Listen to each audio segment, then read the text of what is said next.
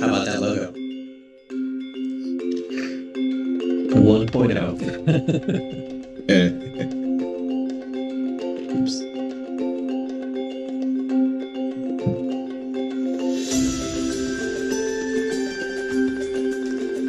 We called Skylanders minions back then.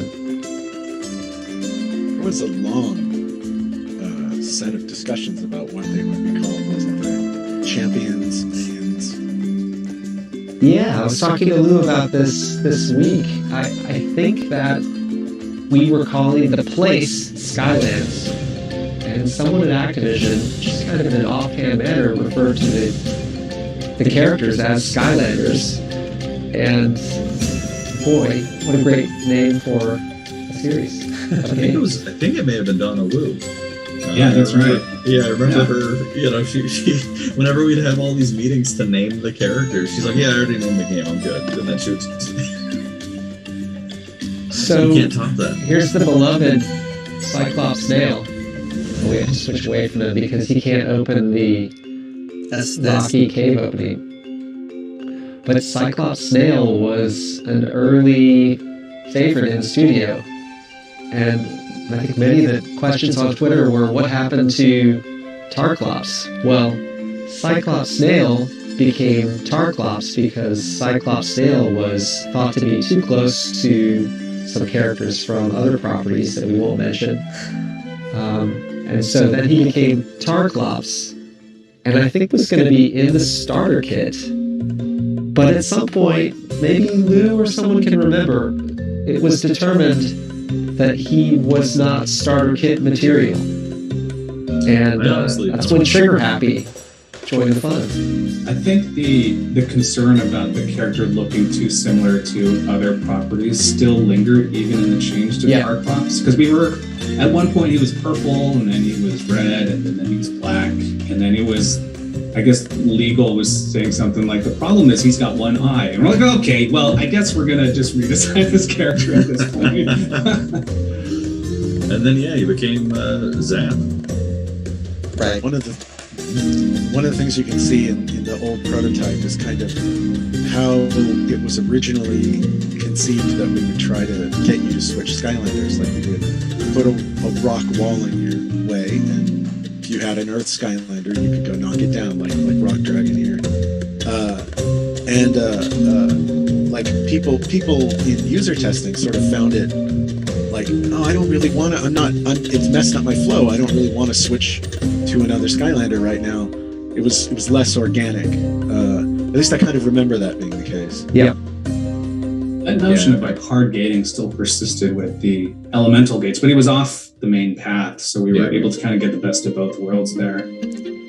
Right, particularly what happens if you've burned through all of your rocks, or the ones that can take out the barrier that you've got in front of you. It was tricky for level design, though. You had to make challenges that really any Skylander could surmount, because you never know, someone may have lost their Earth character or any other Skylander. So you couldn't specifically design a puzzle to only be solvable by one Skylander or Skylander type. Nothing on the main path, anyway. Yeah, we did have some traversal mechanics, like you're seeing here that Cyclops Snail is able to cover water when other characters could not. That was sort of the extent of what we had talked about. I think we had our dragons also fly too. Yeah, the dragons could fly over the water. Yeah, I guess this Portal version, like this interface here was, you were actually just thumbing through on your Wiimote. You weren't actually interfacing with toys, which, that whole process of designing that flow was, I had a great deal of fun doing that with Dan Gerstein, just to make it as optimal as possible, of making it feel the tangible quality of lifting a toy off and making sure that visually that was reflected in the timing, because we didn't have access to all the information on the toy immediately. Like we were streaming in the name, the element type. We didn't have the character model until like 2 seconds in and stuff like that. So we had to develop that sequence to be super tight to picking up the toy and dropping one on again. It's just like a week's worth of work, something like that. Yeah. 8 week, yeah. Right. I mean, that led to the development of the Magic Moment, right? Which is one of the iconic experiences of playing Skylanders game. Yeah, that was such a.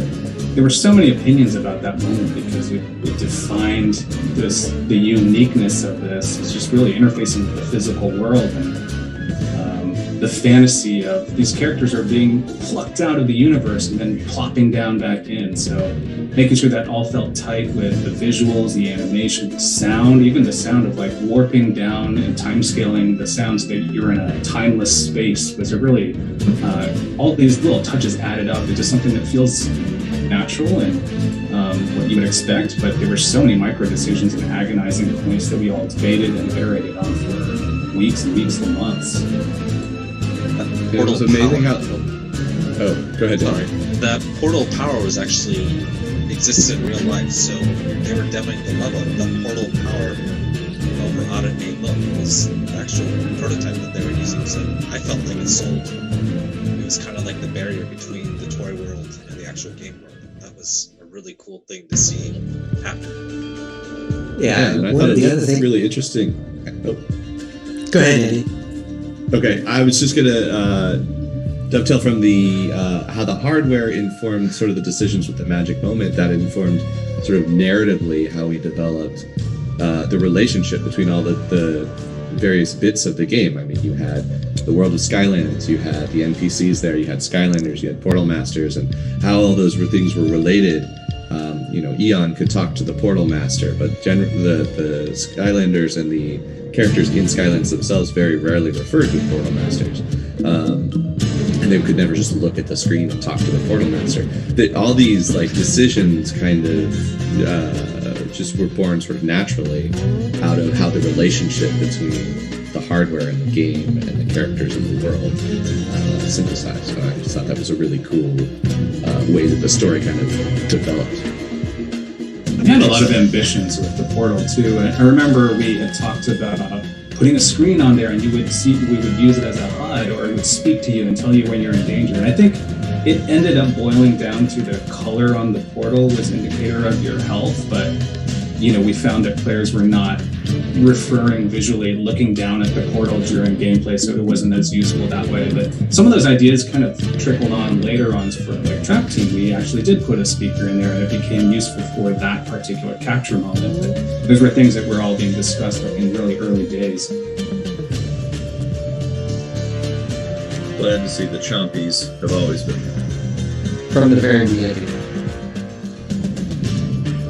One other thing is how the toys really sold this to Activision, and what we knew is the fact that we kept making, as Mike showed off earlier, his version of the early prototypes of the Bomb Troll became like a collector's item for these greenlight meetings.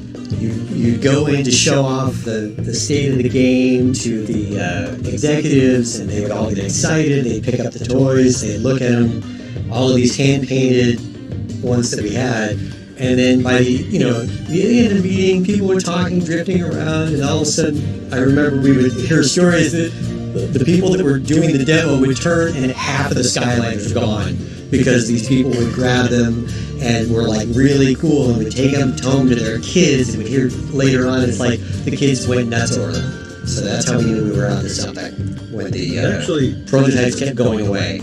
That's actually a really good, real quick segue into the notion of how we got, initial prototyps, right? Because initially, this was before 3D printing, really. And so all of the original ones were hand sculpted, out of clay, hand painted, and then to duplicate them had to work with other teams to then duplicate out of hand sculpting the ones that were made by the studio, and then all of these crazy, ultra, rare handmade things were the initial Skylanders, and then obviously 3D printing came into being, and the studio was quickly populated with refrigerator-sized 3D printing units. Stop talking about it. This is too good. Yeah, so by the way, what you're seeing right now is something that we threw in Late at night. It's an Easter egg for the people that got to play the prototype. they managed to click through the 80 prompts we put in. Chompy Madness. We were just talking about like how the hardware and the magic moment kind of affected how we thought about everything.